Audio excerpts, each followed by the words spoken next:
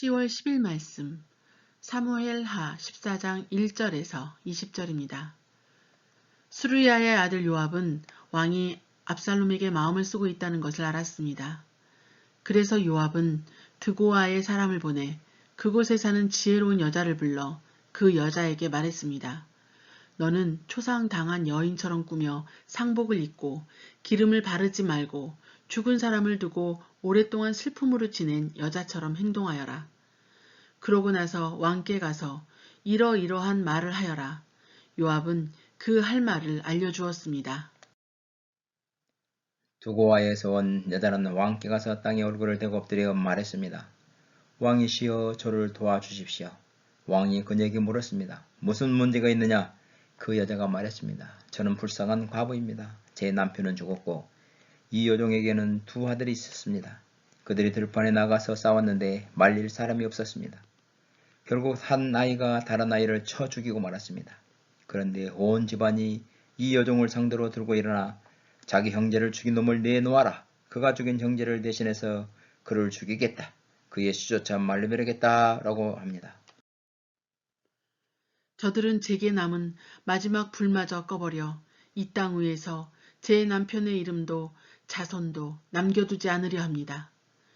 왕이 여인에게 말했습니다. 집으로 가 있어라.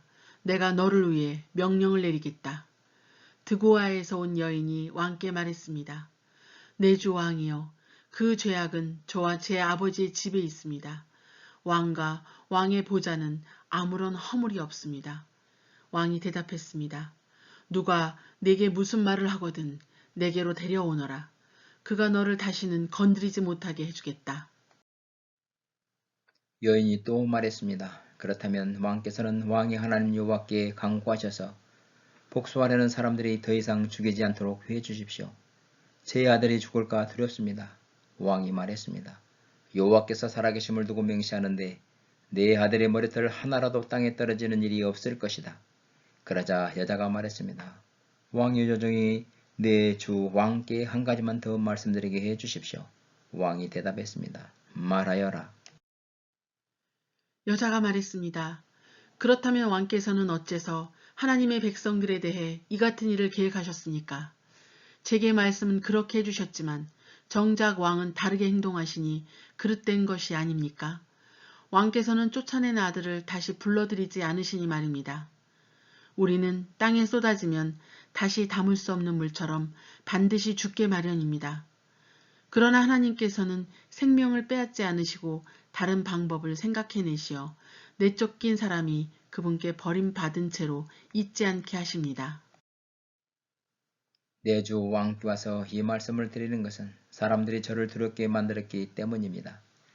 저는 속으로 내가 왕께 말씀드려야겠다. 아마 왕께서는 이 여종의 부탁을 들어주실 거야. 왕께서는 나와 내 아들을 하나님이 주신 유업에서 잘라내려는 사람의 손에서 기꺼이 구해주실 것이다 라는 생각을 했습니다. 이 여종은 높으신 왕께서 말씀으로 위로를 해주실 거라고 믿었습니다. 내 주 왕께서는 선악을 분별하는 데 있어서 하나님이 천사와 같으시기 때문입니다. 여호와 곧 왕의 하나님께서 왕과 함께 하시기를 바랍니다. 그러자 왕이 여자에게 말했습니다. 내가 묻는 말에 숨김없이 대답하여라. 여자가 말했습니다. 내 주 왕께서는 말씀하십시오. 왕이 물었습니다. 이 모든 것이 요압의 머리에서 나온 것 아니냐? 여자가 대답했습니다.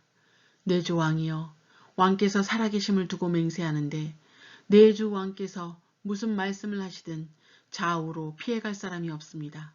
맞습니다. 이렇게 하라고 지시하고 이 모든 말을 왕의 여종의 입에 넣어준 사람은 왕의 종 요압입니다. 왕의 종 요압이 이렇게 한 것은 지금의 상황을 바꿔 보려는 것이었습니다. 내 주께서는 하나님의 천사와 같이 지혜로우셔서 이 땅에서 일어나는 모든 일을 아십니다. 오늘의 말씀이었습니다. 오늘도 주님은 당신 편입니다.